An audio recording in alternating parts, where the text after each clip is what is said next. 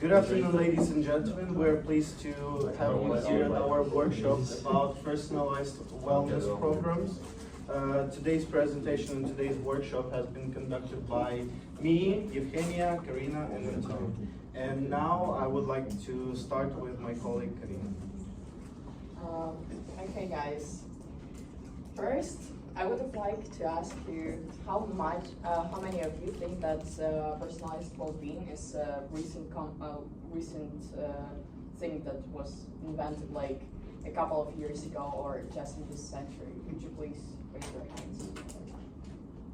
Okay, we have 5 of you, but actually, since all of you didn't raise your hands, you were right. This is not a recent concept.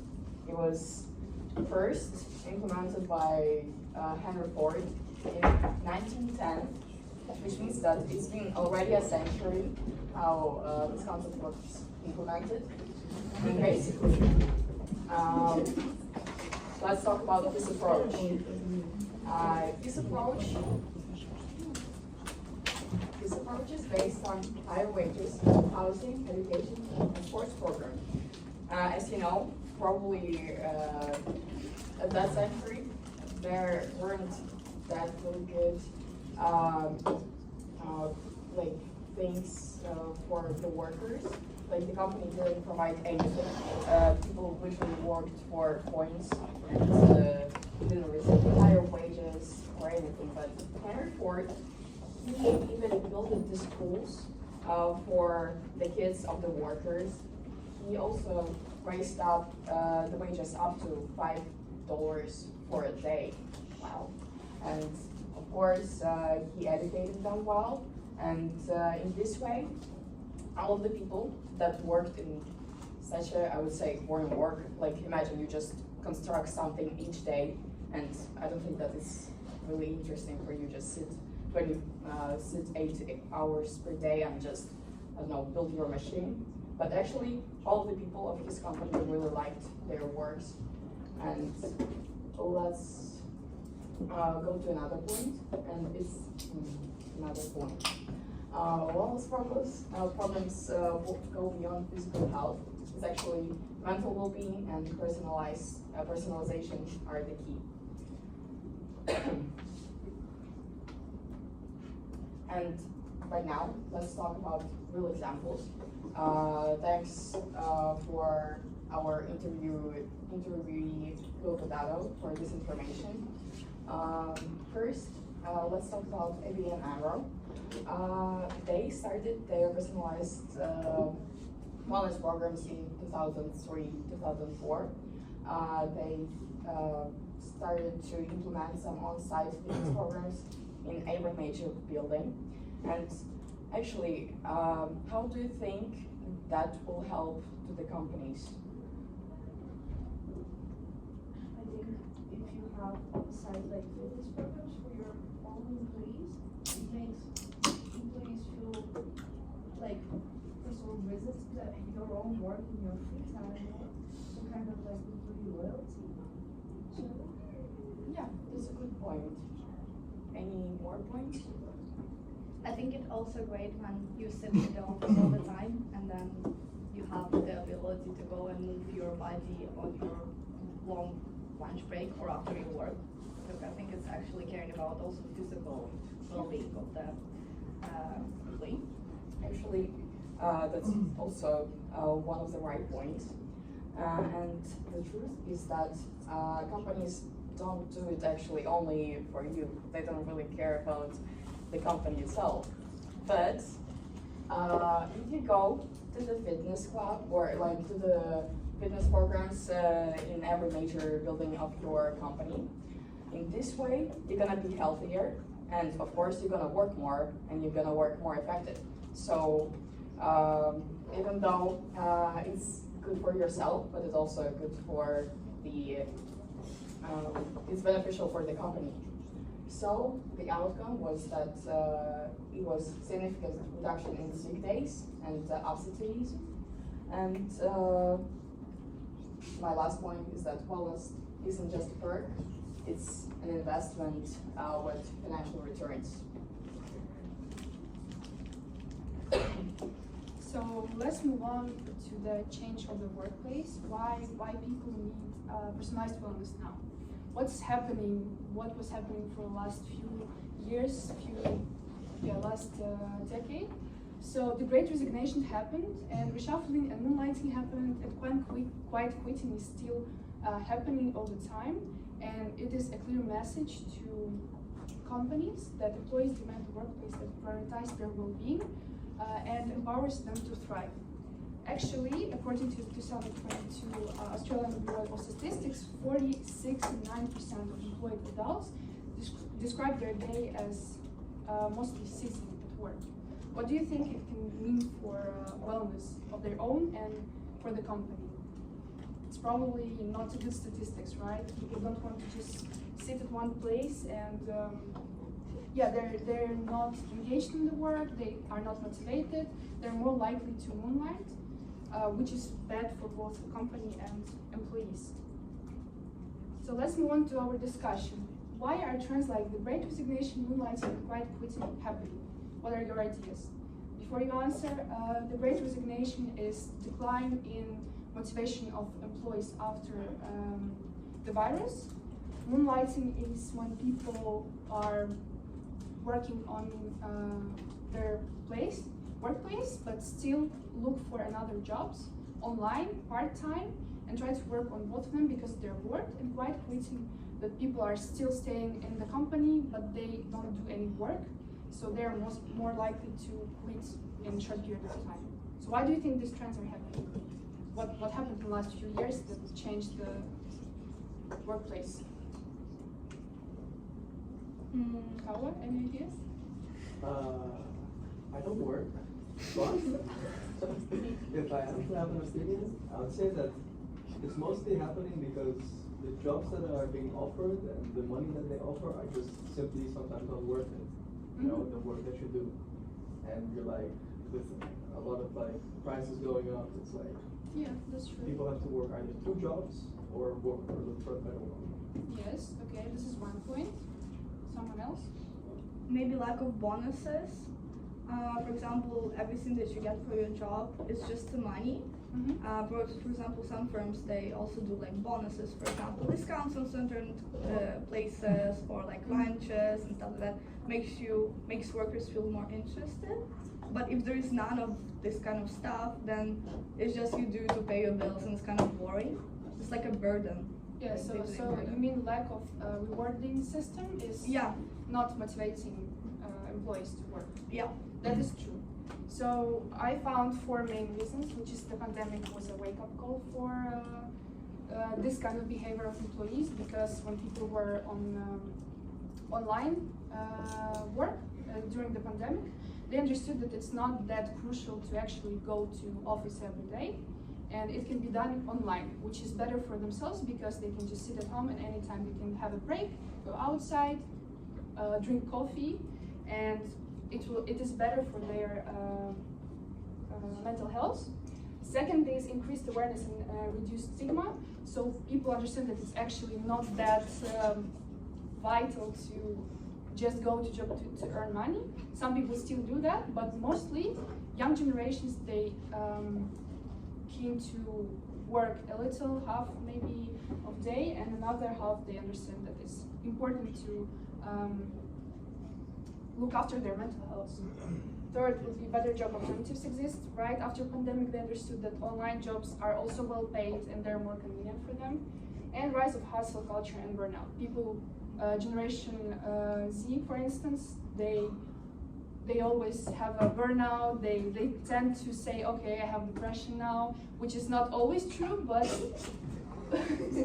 but yeah, this is also a good reason for companies now to rethink their wellness programs and personalize them, because it is important for each individual. Yeah, so now the wellness programs are not just perk. It's nice to have to attract talents into this competitive job market. But earlier it was not a trend. People used to give another alternatives, not personalized wellness programs, but general. What do you think they would be? It were gyms, right? They would give just some fresh fruits in the lunch break place, so they could just go eat something, but it's not personalized. So people don't get the, well, people understand that companies don't care about each of them, each person, but yeah, it caused lack of engagement, different needs, different priorities which people have, and low effectiveness of the one-size-fits-all approach. So the solution to that would be personalized wellness programs. Because they meet individual needs, you could build application for people to have their nutrition, for instance, nutrition plan, sports plan, because every person is different and they need personal approach. Thank you, Kenya. And now we will have a look at one of the case studies that we conducted. We had a look at both big companies such as Google wellness approach and the small startups approach. So you can, on the slide, you can spot the difference between each and one of them. So for big companies like Google, high budget wellness programs are conducted on-site gyms, government healthy meals, nap pods, massage chairs, something like that. AI-powered health tracking and customized fitness plans, as well as one of the options, and mental health support, meditation spaces, and flexible work options. And for the small startup approach, we have some flexible wellness stipends. Employees choose what works for them. So, and we have remote-friendly wellness solutions, online yoga, therapy, or psychology. And we have a community-driven wellness, peer support groups, local gym partnerships. So, can you please raise your hand who thinks that Google wellness approach is much more better than the small startups approach? And who thinks the small startups approach is much more better than Google's wellness approach? All right, so the thing is that both of those approaches work because they are personalized to the company size, culture, and resources, as well to each and one of the employees that they have. So now we are going to talk about the role of technology in the personalized wellness. Nowadays, we mostly rely on AI solutions that are given by the AI, and it's now in the trend to implement AI into different categories of workplace. So the main question is how AI and wellness platforms enable personalization. So one of the features will be Vintage Fit and AI-based platforms. They will gather health data to create tailored wellness programs, which is totally up to you. Others like data-driven insights. They will monitor stress levels, activity, and nutrition habits for better recommendations. As well, we have a custom health roadmaps. Employees receive personalized fitness, nutrition, and stress management strategies or plans. And as well as we have a continuous adaptation, such as where AI refines wellness plans over time based on employee participation and feedback. And one of the key insights that we found is that companies that invest in personalized wellness programs create a healthier, more engaged workforce. Okay, for now we would like you to scan this QR code so that we can all answer one question. What workplace wellness initiatives have been most successful in your experience? for example, in your organization or in your school, or somewhere where you work before. And in this way, we can see all of your answers on one map, and in the end, we will analyze it. Maybe you can also help us to analyze it and see some trends in it. If you still need to scan the QR code, it's over here.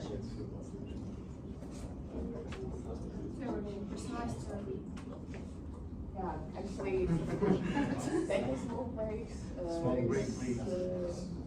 It's really good, because if you didn't know, but using some breathing techniques helps for you to relax and just continue working without any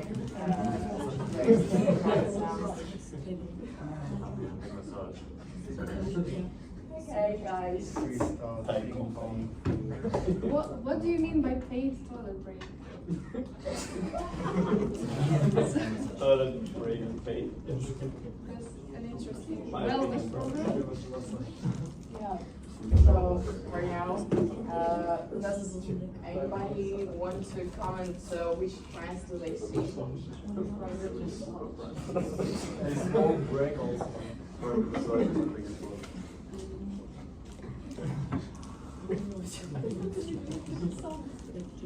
So I think what can we say with this word cloud is that if we just chose one of the personalized wellness programs, for instance, free coffee, it might not fit everyone because some people just don't drink coffee and they would not agree to that. So just a few people will benefit from it and get their mindfulness improved, but not others who don't drink coffee. Or Private massage. It's yes. a good. You already have a clear winner. yeah. Are you talking about the winners, but we're talking about trends? Yeah, but I haven't seen Thai massage in any other companies, so I would like to work I on can such show you. companies, to be honest. Yeah, and for instance, gym. Yes, some people get their mind relaxed in gym. They go there and just concentrate on what they love doing.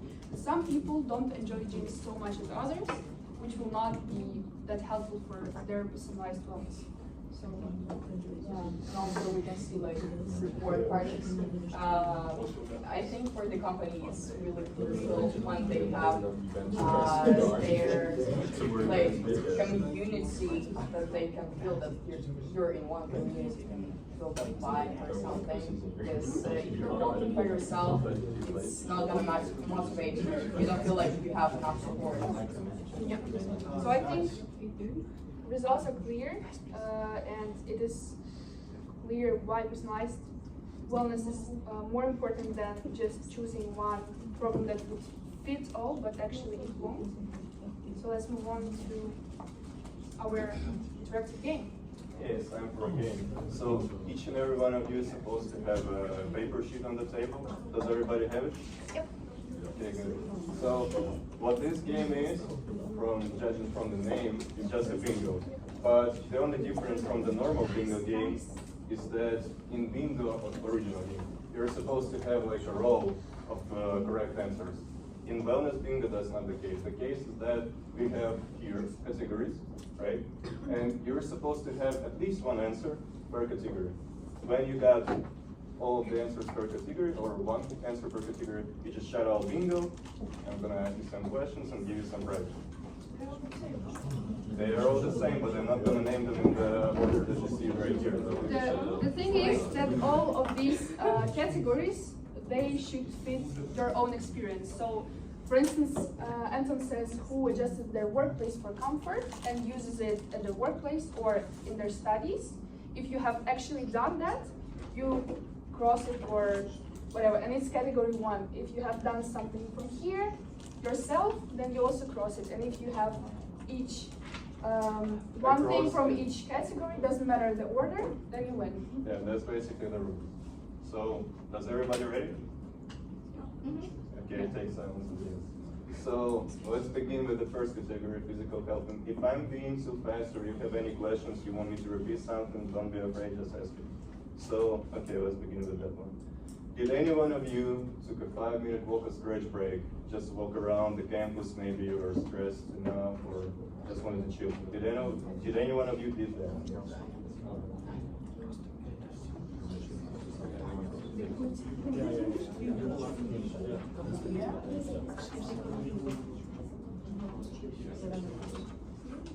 Okay, so I guess we're moving from that one to the next, right?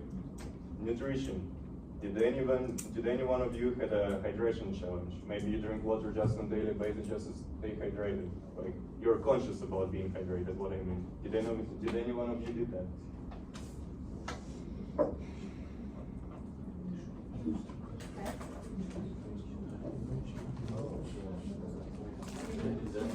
All right. We're moving on to the next one. Mental wellness. Did any one of you took a digital detox break? What I mean by that is maybe you watch a lot of TikToks or Instagram reels, and sometimes you feel like your brain is rotted enough, and you just decided to step aside and do something else. Okay, we got it, right? Yep. Okay, we're going to the workplace economics and tech category. Did any one of you check your corporate wellness app stats? What I mean by that is that you maybe have some app from your workplace to check on your results, or if you don't work and you're just a student, maybe some of you just visited SIS to check your grades or to apply for a new exam or receipt. It also counts. Did any one of you did that?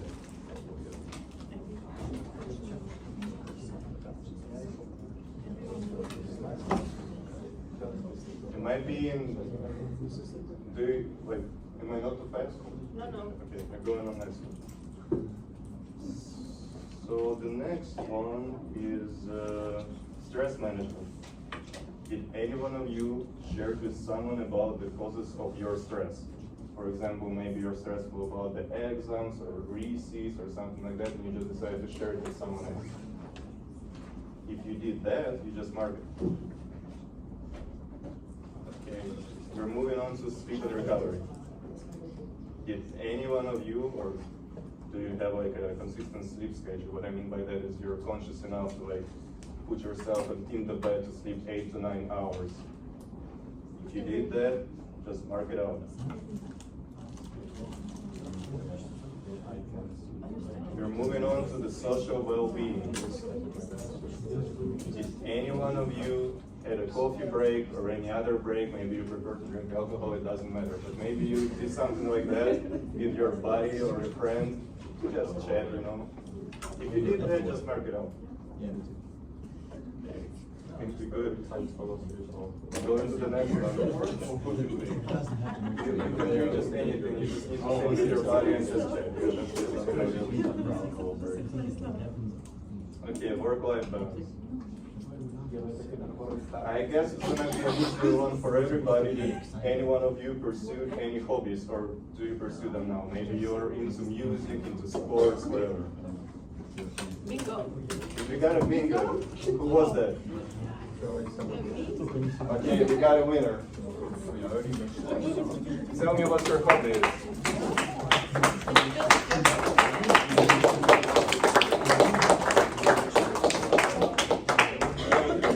Okay, but it's not the end of the game. It's not the end of the game. You keep on playing until it's going to be 10 minutes. No, you can't get candies if you're not winning. That's what you actually need to play. I'm not just talking about this right now on the live. Okay, we're gonna start all over again from physical health. Did any one of you, or do you using any fitness tracker? Maybe you have Apple Watch and you just count how many kilometers did you ran, or anything of that kind. Okay.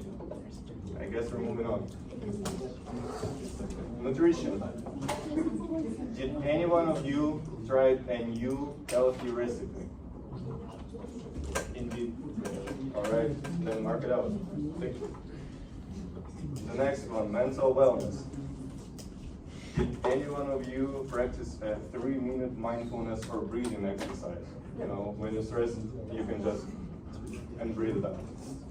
If any one of you did that, just mark it out.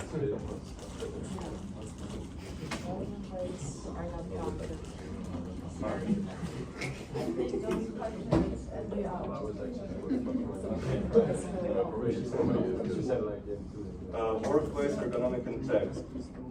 Did any one of you adjusted your workplace so it would be more comfortable? Maybe you just study in your living room and you decided to like switch the places of chairs or something like that. If you did that, you mark it out.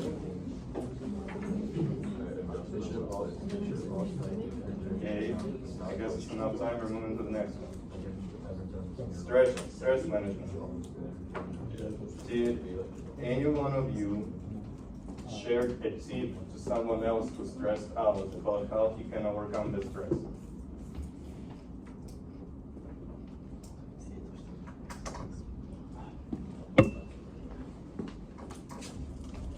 Did any, the next one, sleep and recovery.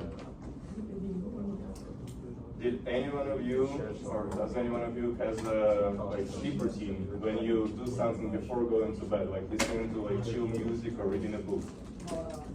If you did that, you mark it out. Bingo. We got a bingo. We got a bingo from Isaac. What you do before going to sleep? You read books? Yeah. That's great.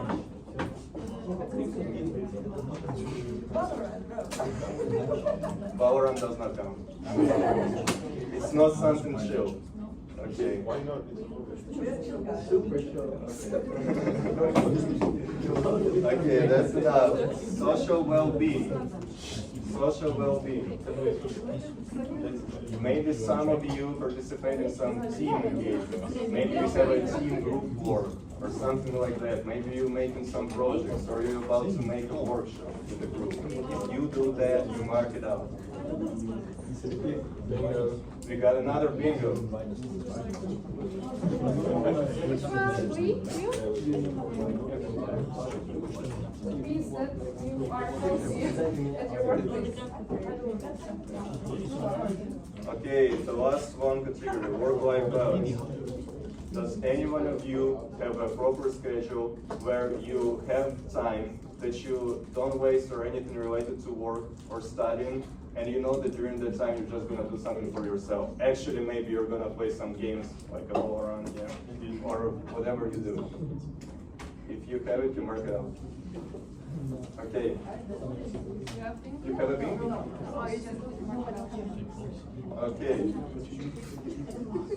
Well, let's start over again from physical health. We don't have much time, so did any one of you opted for a healthy snack? Yeah, like did you eat healthy food? Basically what that means.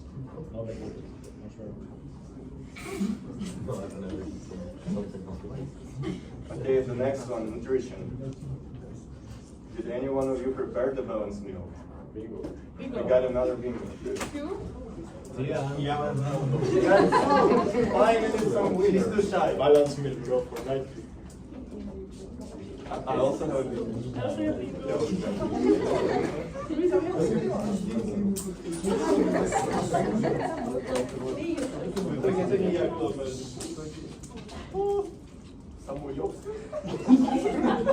Okay, let's not waste time, guys.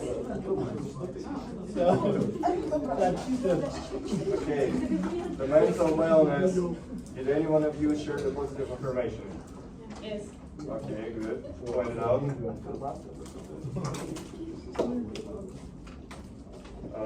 Let's go with the workplace ergonomics and tech. Did any one of you try the new ergonomic tip?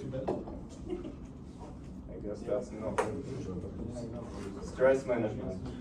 Did any one of you use the stress management technique? Like, for example, meditation? No? I'm trying to breathe.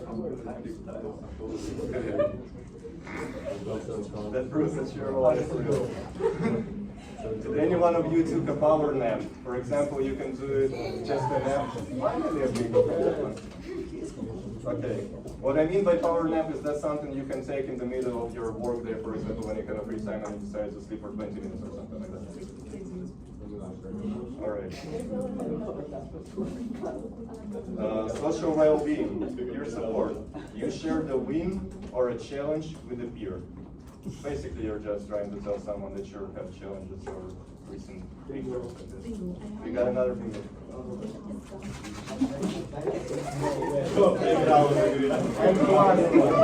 Guys, the last one, please. The last one, work-life balance. The last one.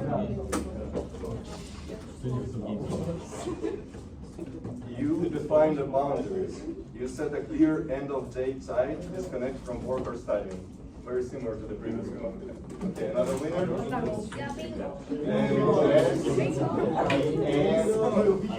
Guys, if you want, you say bingo. If you don't, just say you want candies and Bingo. Yeah, that's the end of the game. Thank you.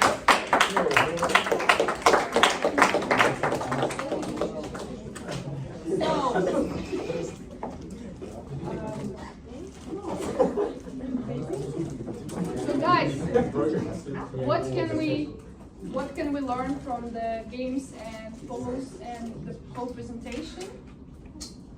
Yeah, so what we learned today is how to create a personalized wellness, and we have something that can help you to even more improve it.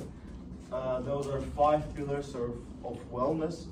You can see the most important ones, and the first ones are physical and mental wellness, your emotional, social, and financial wellnesses. They are also important, and yes, we'll proceed to the next one. And here you can spot some of the personalization techniques for employee wellness. They are based on those 5 pillars that we discussed previously. In one of the techniques, you can do it via data-driven wellness, employee survey, assessments, AI insights, wearable and health metrics. The second one is gamification and incentives, like challenges and rewards, personalized goals, recognition and perks. And number 3 is tech integration for engagement, wellness apps, virtual wellness challenges, and AI and smart reminders. So here is the last slide. So what did you learn and what did we discuss with you guys? You also had some answers in bingo and during the discussion that you can use challenges and rewards, as Elena said. Those are like bonuses, but if you use them in the app, so personalized wellness program, it will be much more convenient, engaging for the company and for the employees. So step counts, contents, and wellness tracks, such as at the app Duolingo, you have some wins, rewards, bonuses in the app. It is interesting. It is a gamification approach. It helps a lot, as well as employee surveys and assessments. Those are a little less important because people don't usually want to waste a lot of time doing those. However, using wearables and health metrics in apps, it will track progress and personal health state. And the tech integration of engagement, of course, it summarizes that the wellness apps can be used in different ways in almost everything you want to do. Meditation, contact personal therapist, follow your health state, as well as from data-driven wellness. So don't afraid to use AI and try to find personal approach to each employee. It is important. Thank you for being here, and if you could please give your feedback here. Yes. How did you find the presentation? What was lacking? What did you like or you didn't like? And thank you all for coming. Thank you for coming. Stay healthy, stay healthy.